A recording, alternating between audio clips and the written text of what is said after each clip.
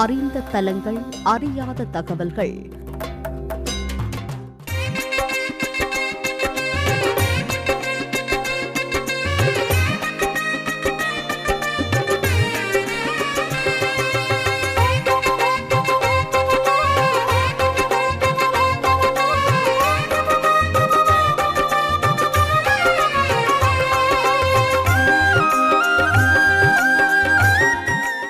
கோயில்களில் திருவிழா உற்சவத்தை எதற்காக கொண்டாடுகிறோம்?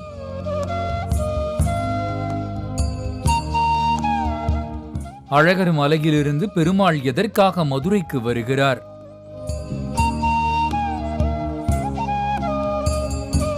கள்ளழகர் வைகை ஆற்றில் இறங்குவது ஏன்?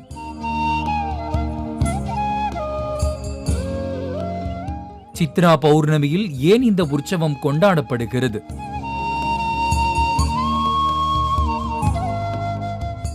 அழகர் மலையில் பெருமாள் யாருக்காக குடிகொண்டார் தெரியுமா?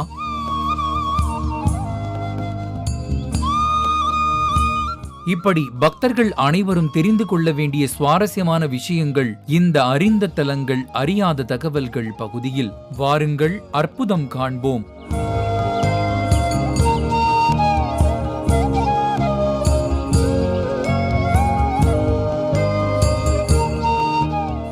ஆன்மீக வரலாற்றில் கொண்டாட்டங்கள், உற்சவங்கள், திருவிழாக்கள் எல்லாம் வரலாற்று சிறப்பும் பாரம்பரியமும் பழம்பெருமையும் கொண்டது.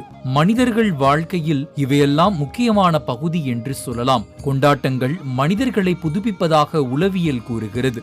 வறண்ட வாழ்க்கையில் கொட்டும் பாட்டும் ஆட்டமும் உற்சாகமும் நிறைந்த கொண்டாட்டங்கள் மக்களாகிய நம்மை சலிப்பிலிருந்து விடுபடச் செய்து சமூகத்தோடு உறவாட வைத்து மகிழ்ச்சியையும் மனநிறைவையும் புத்துணர்வையும் அளிக்கிறது.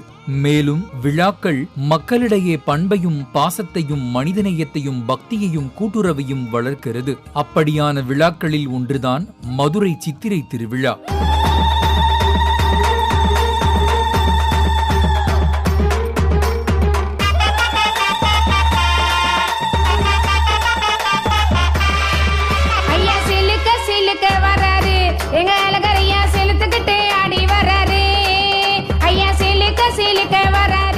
இது மதுரை வாசிகளுக்கு மட்டுமல்ல, ஆன்மீக பக்தர்களுக்கு மற்றும் ஒரு தீபாவளி என்று சொல்லலாம். மீனாட்சி சொக்கர் திருக்கல்யாணத்தையும் அழகர் ஆற்றில் இறங்கும் வைபவத்தையும் அந்த அளவுக்கு மிக விமரிசையாக கொண்டாடி வருகிறார்கள்.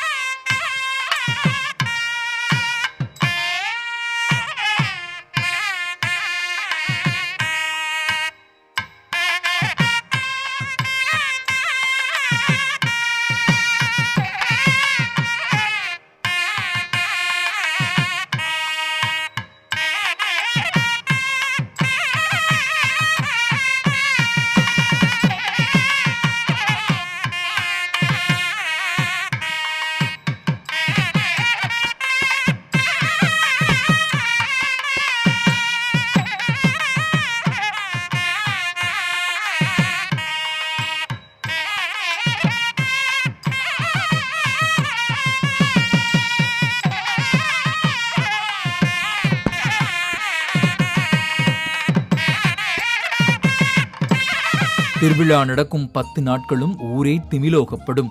மதுரை மற்றும் சுற்றிலும் உள்ள ஊர்களிலிருந்து மக்கள் குடும்பத்துடன் புறப்பட்டு வந்து அனைவரும் ஒன்று கூடுவார்கள். இதில் லட்சக்கணக்கான பக்தர்கள் ஒரே இடத்தில் கூடும் திருவிழா கள்ளழகர் வைகை ஆற்றில் இறங்கும் விழா.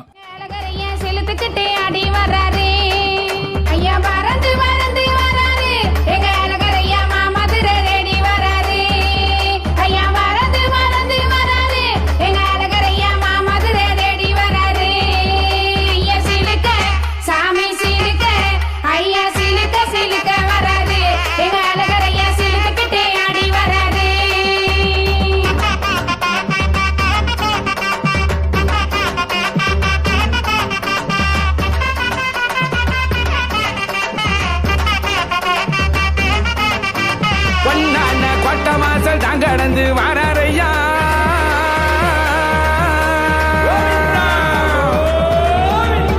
பொன்னான கொட்ட மாசம் கடந்து வாரையா பொய்யக்கர வண்டி தாண்டி பல்லக்கில் வாரையா சிலுக்க சாமி சிலுக்க